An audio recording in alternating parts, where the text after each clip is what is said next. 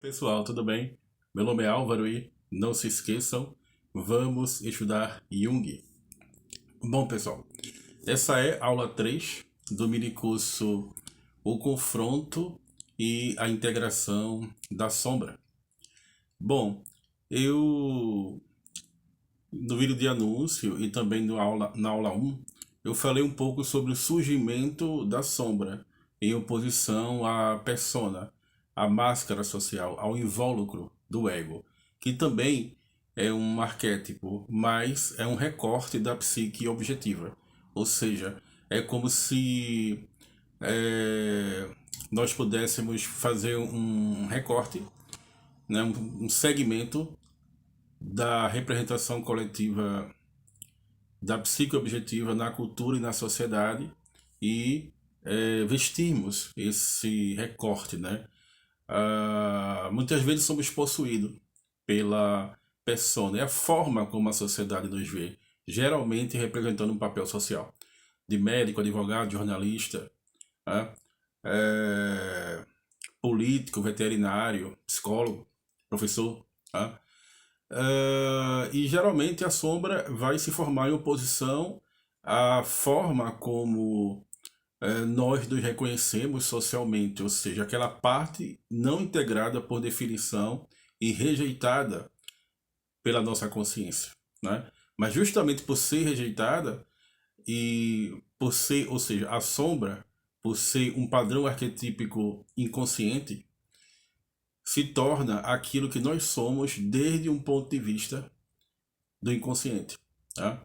É, uma vez, Jung foi dar uma palestra para especialistas da obra dele, pelo menos pessoas que estavam estudando a obra dele, e aí Jung começou a testar essas pessoas fazendo perguntas, né?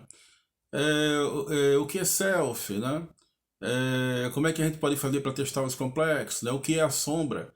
Aí muita gente deu assim respostas parcialmente corretas, né? Por exemplo, a sombra de respeito à atividade de um complexo que tem como núcleo uma parte não integrada e não reconhecida. Sim, é uma resposta parcialmente correta, né? A sombra é um arquétipo.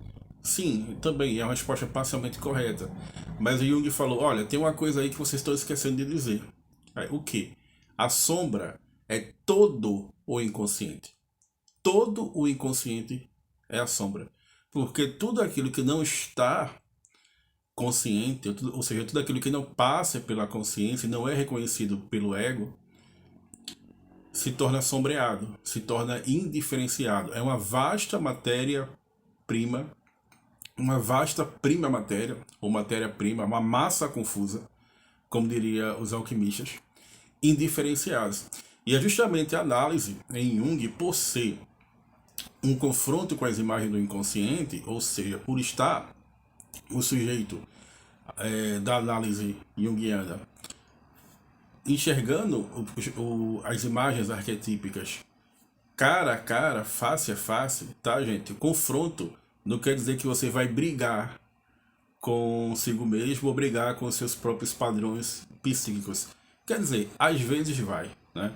Às vezes você vai entrar em conflito consigo mesmo, brigar consigo mesmo. O padrão neurótico passa muito por esse aspecto, né? Mas o confronto é um estar face a face com. Tanto que a neurose, por trazer consigo a sua própria terapeuta, é uma das coisas mais belas e sublimes que a nossa psique cria, né? Ou seja, ela se relaciona com um sintoma e mostra qual possibilidade de diálogo nós podemos fazer em seu aspecto luminoso, o aspecto luminoso da neurose, com as imagens do inconsciente. Tá? Eu gostaria muito que vocês guardassem isso, porque eu gostaria de fazer com que esse canal se transformasse cada vez mais em uma experiência analítica de confronto e de estar face a face com as imagens. Porque eu estou planejando um mini curso sobre o livro vermelho, vou voltar a fazer cursos aqui no canal sobre os livros negros, muito em breve, e pretendo fazer um seminário muito longo sobre o catafalque do Peter Kingsley, né? E para a gente poder chegar lá é necessário que a gente tenha um bom entendimento da imagem e como trabalhar essas imagens. Tá? Evidentemente que você vai poder trabalhar essas imagens com o seu psicólogo junguiano ou a sua psicóloga junguiana. Né? Bom, então a gente está falando da sombra. Eu falei um pouco também sobre a tríade alquímica, né? Na integração da sombra, o mercúrio, o enxofre e o sal. Né? O mercúrio com aquele aspecto disruptivo, com aquele aspecto de quebra de uma ordem, né? Estabelecida, da petrificação da ordem. Eu até indico aqui no volume 3, os estudos alquímicos, né? Justamente a parte que fala do espírito mercurial, né? Do espírito mercúrio, tá? Que vai ter várias representações em mitos, contos de fadas, né? O mercúrio como água, o mercúrio como fogo, tá? Lembrando que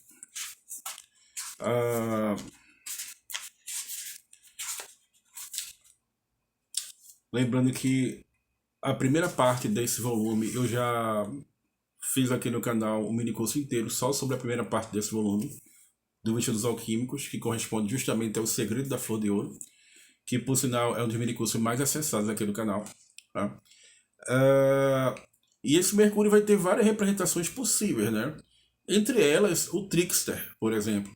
Mas também o Bobo da Corte, né? Também o Palhaço Cósmico, o Coringa do baralho, né? O Eri, o Exu, né?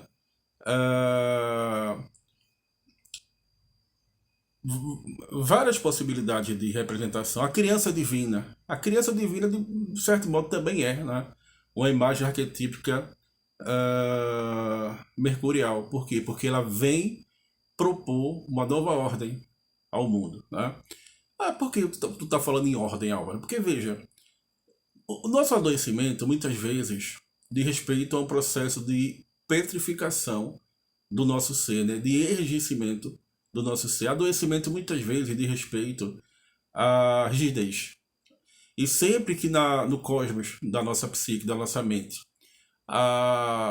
nós começamos a entrar em um processo de estagnação da energia psíquica, nós começamos a entrar num processo de petrificação por meio de uma ordem que se passa por meio de percepções rígidas, crenças sociais rígidas, crenças afetivas rígidas, emoções que nós não sabemos lidar, ou seja, emoções que não fluem direito. Nós entramos num processo de adoecimento.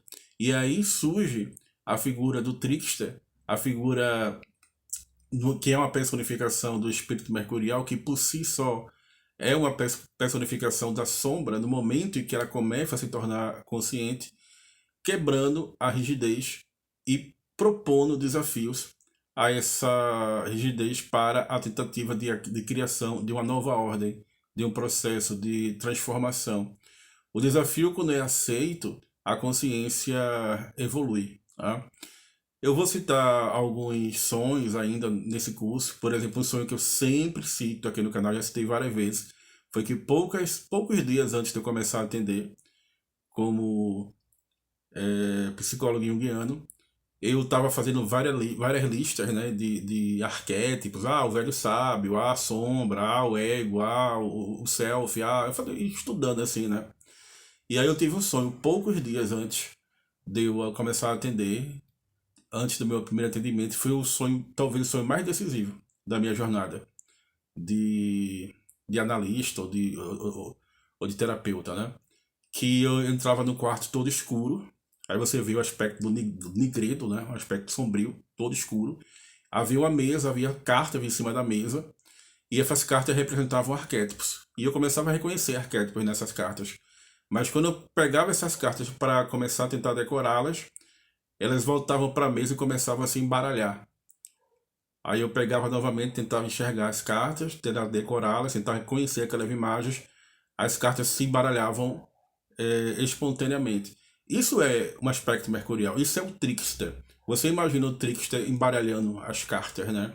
Isso é uma manifestação da sombra do analista, Ou seja, não tem como você saber o conhecimento de antemão de arquétipos que independem da sua vontade, que são formas de fazer em si e que são a priori, e que são condições objetivas da experiência humana. Afinal de contas, a psicologia do Jung não é uma racionalização, não é uma metapsicologia, não é uma teoria que vai ser projetada sobre o paciente. Cara, isso foi tão incrível. É tão incrível. Eu chego a me arrepio. Porque o inconsciente colocou as coisas de um jeito, né? E eu penso que esse sonho ajuda um pouco, esse mini curso. Porque sim, houve um aspecto mercurial. Houve o aspecto de Mercúrio. Houve o ardor. Houve um certo sofrimento de reconhecimento de que o analista também possui sombra. Isso pode ser representado pelo aspecto sulfuroso do enxofre. E por fim, houve um processo de integração dessa sombra. Uma vez em que eu reconheço que eu não tenho condições de estabelecer um conhecimento objetivo dos arquétipos, uma vez que a forma de trabalhar com eles é uma forma muito específica na clínica do Jung. Nós trabalhamos o como se, nós trabalhamos o parece que, assumindo o método dialético, sabendo que tudo aquilo que nós falamos clinicamente, numa perspectiva junguiana, também é validado a sua perspectiva oposta. Tá?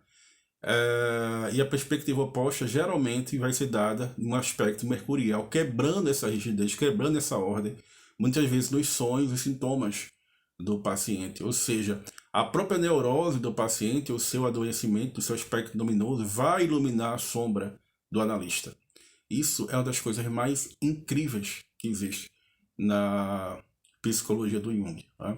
Então, por exemplo, o trickster é uma figura ambivalente, nós devemos saber lidar com eles, né? Ah, pode assumir um caráter, por exemplo, você pega a questão do Coringa, que às vezes aparece como apenas um brincalhão, apenas como um trapaceiro, mas às vezes aparece como um perverso, que vai gozar com a dor do outro, que vai fazer da dor do outro o seu próprio espetáculo, vai fazer da dor do outro um circo e uma galhofa. E é por isso que nós devemos ter o dever ético e moral de integrar a sombra, tá? Para que aquele aspecto mais instintivo de nós, aquela versão mais instintiva de nós, não seja projetada nos outros. Ou seja, para que aquele aspecto não reconhecido da nossa personalidade atrofie a personalidade do outro, né? Então, assim, eu até falei algo muito pessoal agora, raramente eu falo questões pessoais aqui no curso, mas eu sinto que talvez seja a própria sombra se constelando em mim nesse momento, né? E me parece até que eu consigo ouvir o riso dela, o sorriso dela em seu aspecto mercurial, né? O importante, gente, é que vocês terminem esse curso sabendo reconhecer a sombra, levando a sombra a sério e sabendo,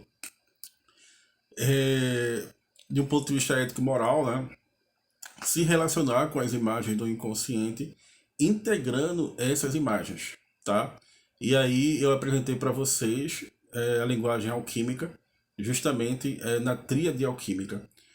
Ah, uma imagem também, né, um padrão arquetípico, uma representação psíquica que pode nos ajudar também nessa jornada é a do Ouroboros, né, a da cobra que morde o próprio rabo. Por quê? Porque quando você começa a estudar alquimia e quando você começa a praticar alquimia, você percebe que está o tempo todo começando e concluindo. Você está se refazendo o tempo todo.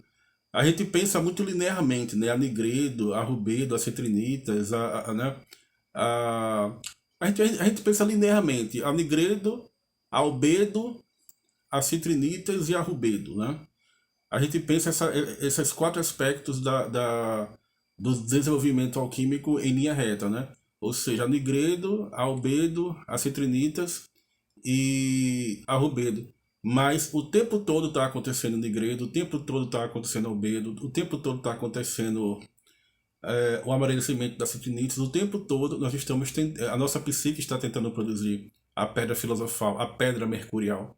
Né? Por quê? Porque o tempo todo o Ouroboros está agindo e a cobra está mordendo o próprio rabo. Então é necessário a gente perceber que a forma como o nosso psiquismo se organiza e se desenvolve tem esse aspecto cíclico, esse aspecto mandálico, esse aspecto de circunambulácia em torno de um centro, que é justamente a nossa consciência, que quando nós conseguimos integrá-la por meio do conhecimento dessas imagens do inconsciente, nós nos transformamos. É isso, pessoal. Muito obrigado e não se esqueçam, vamos estudar Jung.